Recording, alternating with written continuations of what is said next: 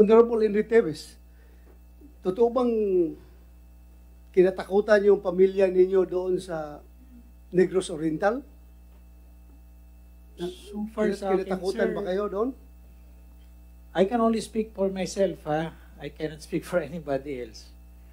Yes, you're a Teves, yung Parang kapatid mo. Hindi naman siguro kasi Sabi na, mga Teves ako, daw, for mga Teves. myself, in my lifetime, wala pa namang nag-files, hindi kahit nangurot, wala pa akong kasong kahit nangurot lang. Kahit sumakit ng masama against someone else, hindi ko pa ginagawa yan after my life-changing experience. And you can check that with all my blogs, my web pages, and all my speeches. Even in speaking, hindi ako nanginginsulto ng kapwa-tao kasi ayoko nang magkaroon ng kaaway. I make sure I don't have hate in my body because hate in your body causes you to do something which is not good. Kahit pangurot, wala akong kahit reklamo na nangurot ako, nanampal ako. That's all I can say, Mr. Chairman. Okay, just you represent yourself and you do not represent Arnie Teves. So, as far as you are concerned, hindi ka dapat katatakutan. Well, we're both adults. He has the right to defend himself. He has the right to speak for himself. Adult siya. Yeah. Ako rin, I'm my own person. It would not be proper for me to speak representing others. I can only speak for myself and maybe my children and my direct family whom I raised. That's myself. duly noted by this committee. Yes. Thank you for that. Mr. Chair, yes, Mr. Chair, Senator Jinggoy. kay former Governor Teves, according to Madam Tison, meron daw kay private army. Is it true? I don't think so, sir. I don't think so. Kasi wala kaming council. Yun ang mahirap sa amin sa Bayawan. Gusto man namin na makaano kami ng council. Walang council, walang attorney na magtanggap sa case namin. Bakit? Yun ang sabi, hindi kami gustong mamatay. Oh. Mayroon naman kaming pamilya.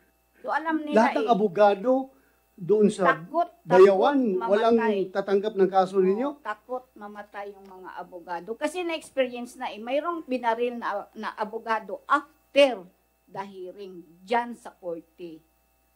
Yun talaga ang reason why walang mga abogado. Sandali lang, huwag natin i-link lahat-lahat ha. Yung binaril na abogado na isa, kaya takot yung mga abogado, sinong ikinumplain noon? Bakit siya binaril? Ay, hindi ko alam. Hindi mo alam. Okay, so takot. Takot lahat. Mr. Chair. Yes, go ahead. Thank you. Madam Mrs. Tison, hindi ba kayo humingi ng tulong sa Public Attorney's Office? Sa Public Attorney's Office, ang ano naman namin na prosecutor. Yung prosecutor yung nag sa amin.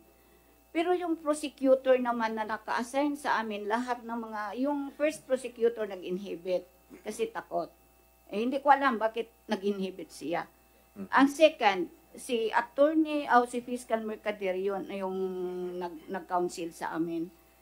Kaso lang, na siya, natanggap as judge. So, iba naman ang nag-handle ng case namin. Alright, sino ba itong kinakasuhan ninyo? Yung kinakasuhan namin is yung dalawang gunman. Okay, Si identified? Jason Barty at Justo Toledo. Alright. Ayun ang nasa video. Senator Kasuhan nyo Jinggoy? for murder? Yes, murder case. Senator Jinggoy, if I may ha? Yeah. Yung sinabi mo pangalan ngayon, yan yung pinailan ng PNP na kaso? December persons? Oo. Okay. What is the status, if I may know? What is the status? Nahuli ba itong mga binanggit yung gunman? Nahuli yung binanggit nga gunman last September 27? 26, 20. Last year? Oo. Last year lang? No. September 26, 2020. Alright. Okay. Then I met the gunman after he arrested. Teka, sino ba pinatay ng gunman? Si Alex Tico, dati konsihal sa Bayawan City, Alex Okay. Tizon, Ano niyo po siya? my husband. Okay. Sige. Continue. I met the gunman after he arrested. Nagkausap kami, nagka-heart to heart kami ng gunman. ng gunman. Ang tanong ng mga anak ko, bakit binaril ang papa namin? Mabait naman yung papa namin, nagserbisyo lang, bakit binaril? Sabi, mag-cooperar ka na lang kung sino ang umutos. Sino mastermind? Oh, yes. Pero Sinabi sa inyo kung sino parang mastermind? takot, medyo takot. So, may condition. Okay, dalawa yung binanggit nyong gunman. Oh, Sino yung Jason nakausap ninyo? Si Isa lang. Jason Barty. Isa lang. Oh, isa Nasa lang. yung isa? Si Justo Nasaan Telido. niya? Nahuli ba ng PNP? Bago Or lang, large bago pa? lang. Oo. Last September 2021,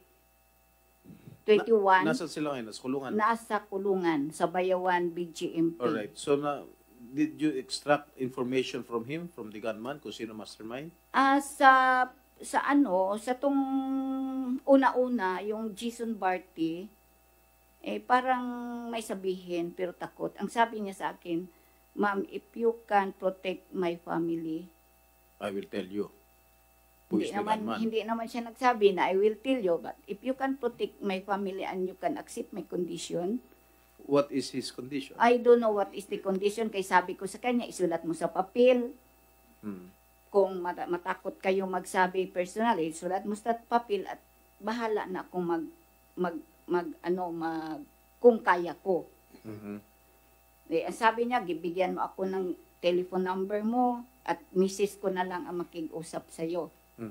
But after 1 week, hindi na kami nagkita. Walang No communication Oo, naghintay whatsoever. naghintay ako, pero no communication. Yung asawa niya, akala ko makikipag-usap kayo sa Hindi asawa. naman, wala naman nag-usap, hindi No naman communication whatsoever. Oo, yes. Walang paramdam.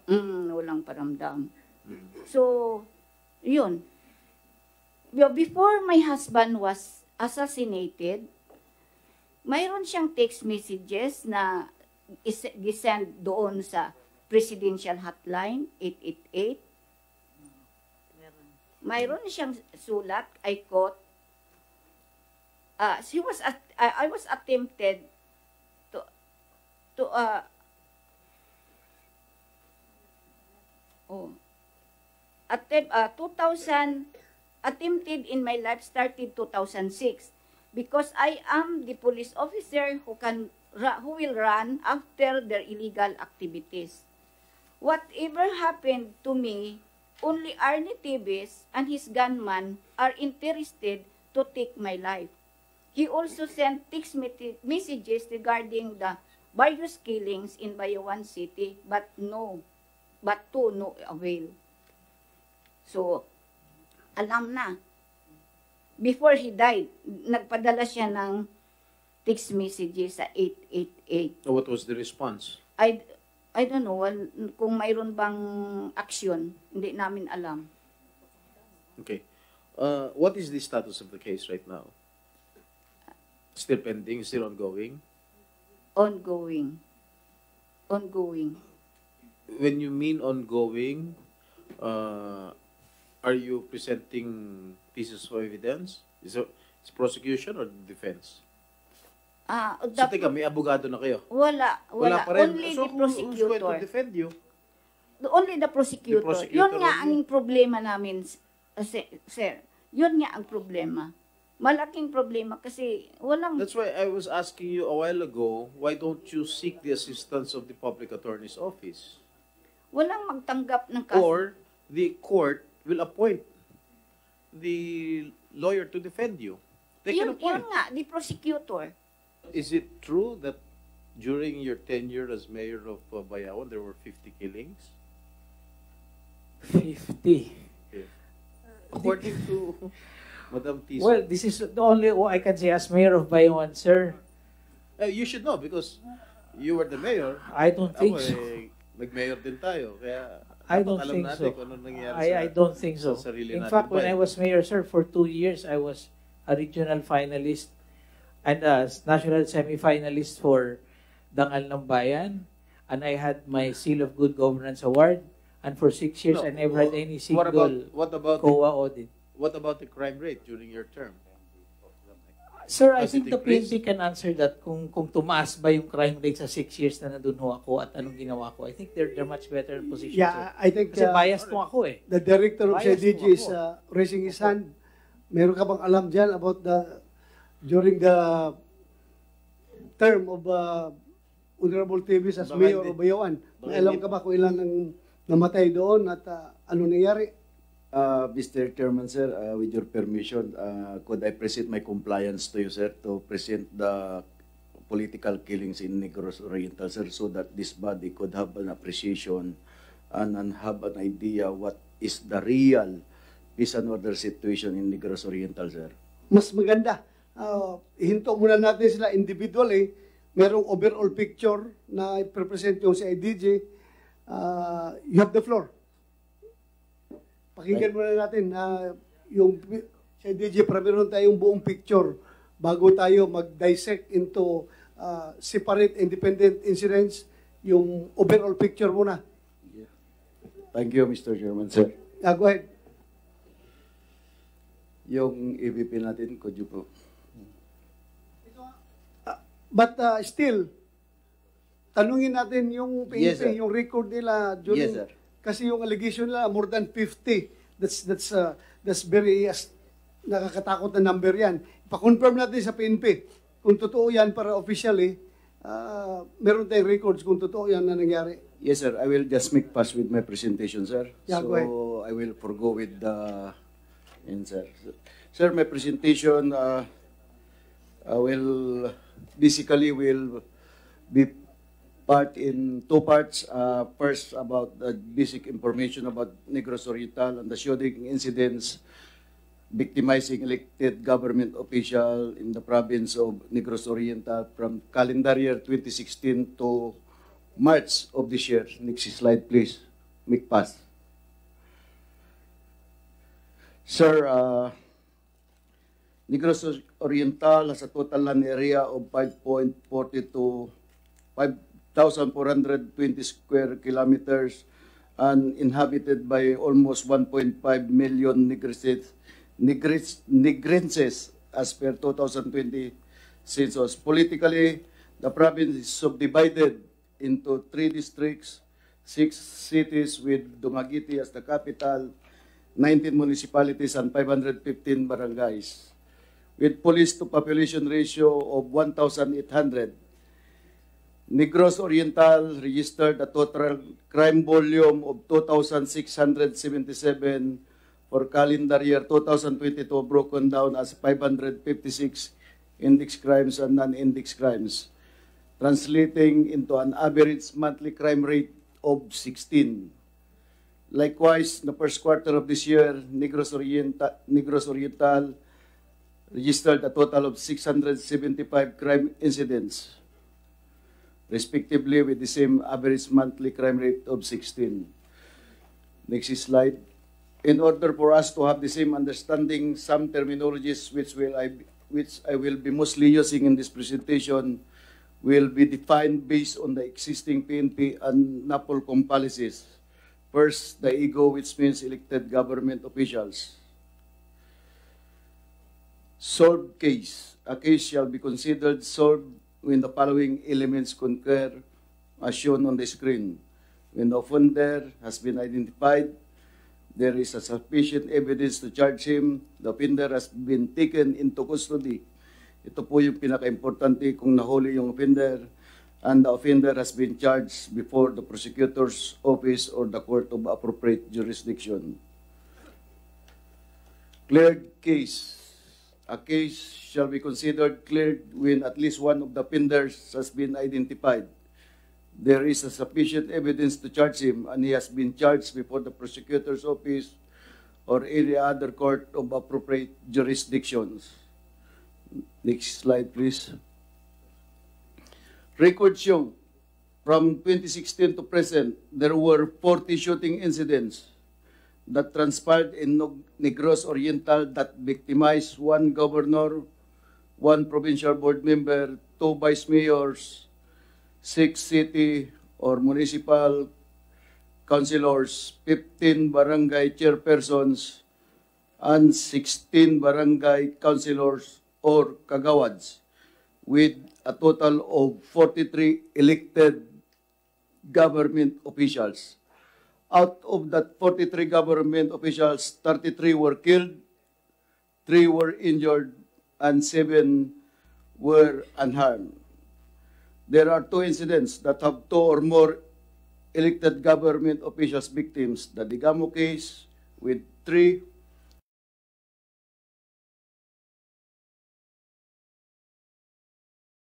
the Barangay Chairman Halandoni case with 2 elected government officials as victims. Next slide, please. On the slides are the names and status of the victims, wherein 33 were killed, 3 survived but sustained injuries, and 7 were luckily unharmed. Next slide. As shown in the previous slide, there were 33 elected government officials who were victims of shooting incidents in Negros Oriental. However, my presentation will be focusing on the 33 killed in the 30 incidents of alleged political killings. As to the status... General Karamat, Yes, sir. excuse me. This is only yung 43 na sinasabi mo? Yung Elected government officials. Yes, Hindi sir. pa kasama din yung mga civilian, yung na pinatay. May data ka rin dyan? No, sir. Sa non-ego. Yes, sir. That's my compliance to you, sir. So wala pa? Wala ka dito? Wala pa, sir. Only elected government officials lang yan, sir. Baka makapag-utos ka ngayon doon para mapahabol dito bago tayo mag-suspend mamaya. Kunin niyo yung number. I think... Ito, ego lang ito eh. Ego lang. Hindi I kasama think pa my yung iba. directorate for operations as... Palapin mo, ha? sir. Okay. They have the data. Please continue. Actually, basically, that's the meat of my presentation. Let's go with the different slides so that we could know the names of those victims. Next slide, please. Next. Hindi ba makita yung... Yan, sir, yung mga pangalan. Nandyan yung mga pangalan ng naging biktima. Yung unang witness natin, kasama na yung asawa niya na former police, na kung saan, yung status of the case. Next slide. Sige nga. Next. Yung mga pangalan ng biktima. Next slide.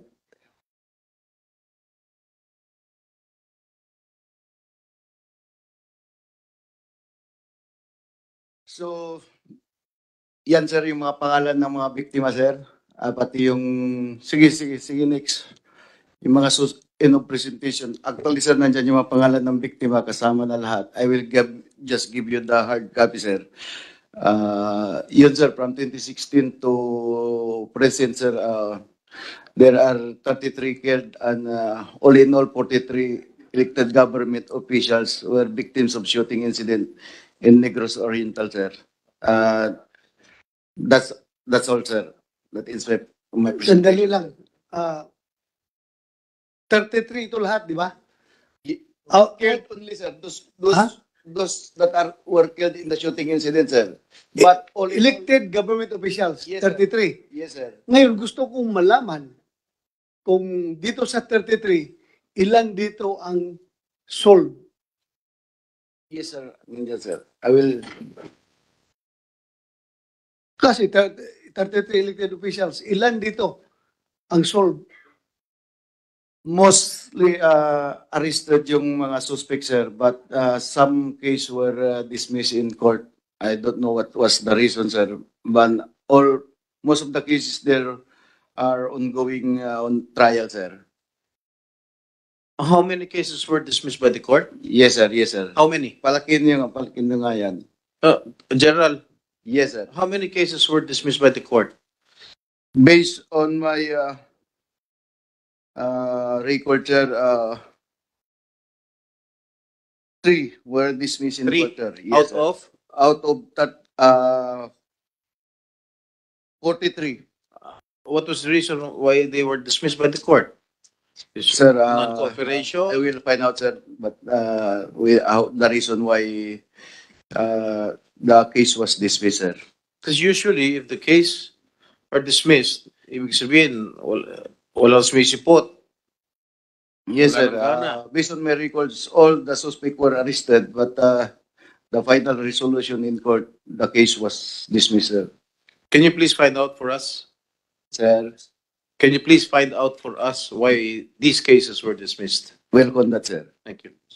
Mr. Chairman, just to be clarified, I'm looking at the figures. There are only 14 cases filed. Is that correct? Out of the 33 killed government elected officials, only 14 cases were filed. And out of the 14, 3 were dismissed. For example, in 2019, 5 cases were filed, only 2 were dismissed. Yes, sir. Is that a correct assessment to the Majority Leader, yeah? yung nasa taas of cases referred to the prosecutor's office. Meaning, pagdating sa prosecutor, 3 ang na-dismiss, 4 ang nag-progress na final nila sa korte. So, 3 ang dinismiss ng prosecutor, 14 ang nasa court ngayon. So, ongoing trial, merong tanggalin mo yung Galing nga yun, oo. tanggalin niyang Yung ongoing box, trial. box na yan. Paano natin makita yung ongoing trial? Bilangin na lang natin. 4, 6, 10, 11. So tama, 11 are ongoing trial, 3 ang na-dismiss. 14 lahat sila. Arraignment. Okay.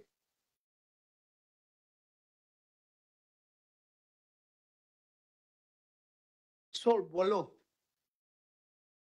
Cleared 12, under investigation 10. 12, sir. Oh, sir. Yung Itong 10 na ito, matagal na kaso ito, di ba? 10.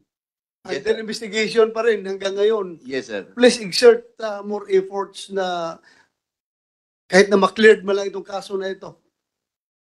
Yes, sir. Ha? Yes, sir.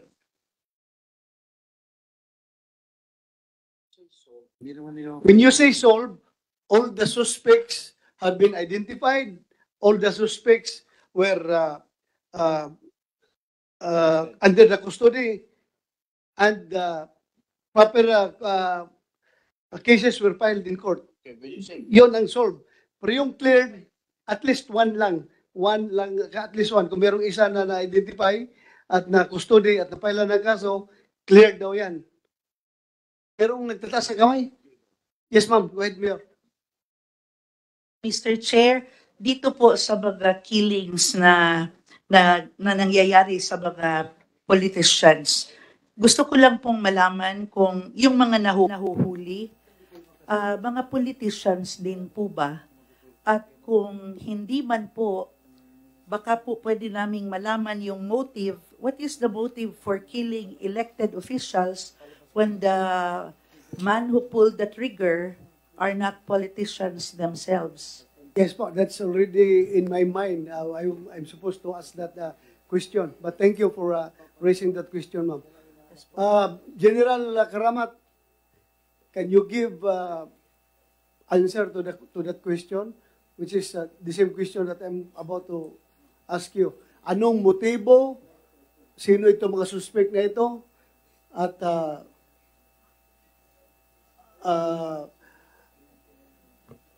yun, unahin mo na yun. Sagutin mo yung mga tanong na yun. Motive.